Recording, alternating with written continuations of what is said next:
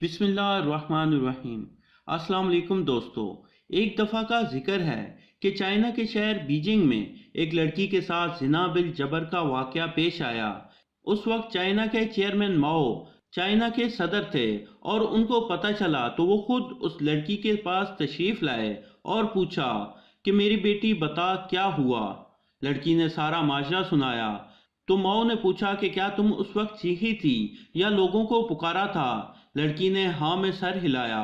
ماؤ نے کہا کہ کیا تم دوبارہ اسی طرح پوری طاقت سے چیخ سکتی ہو؟ لڑکی نے کہا ہاں چیخ سکتی ہوں۔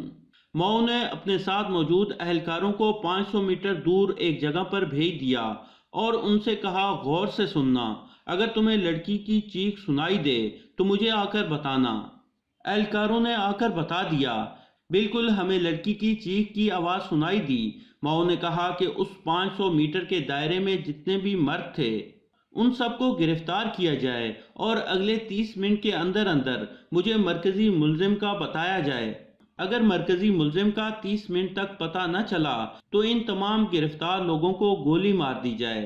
ابھی اس بات کو 10 منٹ گزرے تھے کہ مرکزی ملزم کا پتہ چلا لیا گیا اور اگلے 10 منٹوں میں اسے ماؤ کے سامنے پیش کیا گیا۔